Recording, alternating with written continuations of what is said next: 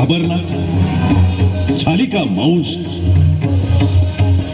काय चाललंय हेच का आमचं स्वराज्य? यासाठी उभा केला होता का हा महायज्ञ?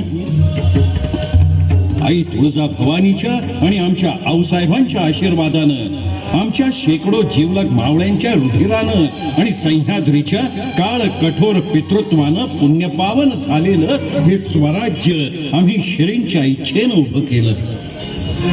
इथल्या मातीच्या कणाकणात आमच्या असंख्य वीर योद्ध्यांच्या रक्ताचे डाग अजूनही दिसतात आम्हाला.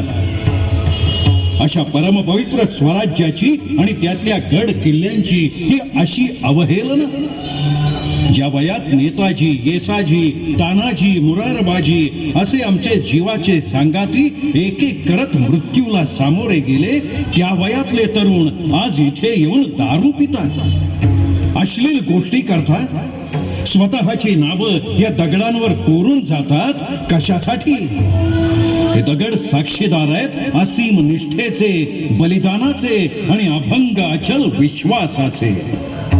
या दगडांवर आपलं नाव कोरण्याचा अधिकार फक्त त्या नरसिंहांना आहे ज्यांनी स्वराज्यासाठी आपल्या प्राणांची आहुती दिली, ज्यांच्या आठवणीनं हे दगडही पाझरतात आणि ज्यांच्या कर्तृत्वानं या सह्याद्रीची छाती अभिमानानं फुलून येते. त्यांचा आणि फक्त त्यांचाच अधिकार आहे या मातीवर. तुमच्या सारख्या कृतघ्न नादान बाजार गुणग्यांचा नाही. काय अवस्था करून ठेवलीत तुम्ही आमच्या स्वप्नातल्या स्वराज्याची, आमच्या गडकोटांची. जिथे आम्ही आमचा एक एक मोती गमावला ते किल्ले तुम्ही सहलींचा अड्डा बनवून वापरता. वाटेल तशी घाण टाकता, वाटेल तिथे जाऊन तस्बिरी घेता आणि आमच्या नावाचा फुकाचा अभिमान मिरवता.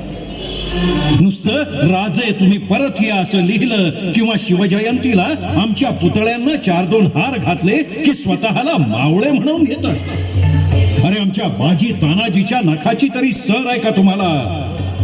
त्यांच्या स्वराज्य निष्ठेत परमेश्वरालाही नमवण्याचं बळ होतं आणि तरीही ते मेणाहून मऊ होते. तलवारीच्या मुठीला धार येते ती तलवार धरणाऱ्यांच्या हाताच्या जिद्दीनं, आणि नेमकं हेच तुम्ही विसरताय.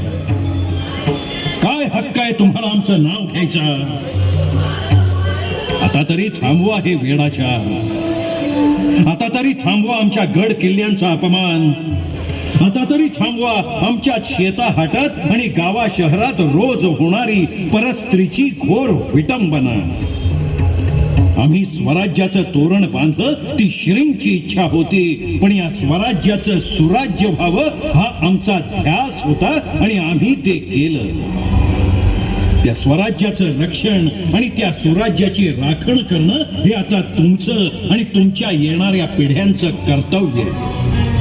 आपल्या कर्तव्याची जाण ठेवा, अन्यथा आम्हाला पुन्हा जन्म घ्यावा लागेल आणि यावेळी आम्ही शिवशंभूचा 3रा नेत्र उघडायला मागे पुढे बघणार नाही. ध्यानात असू द्या.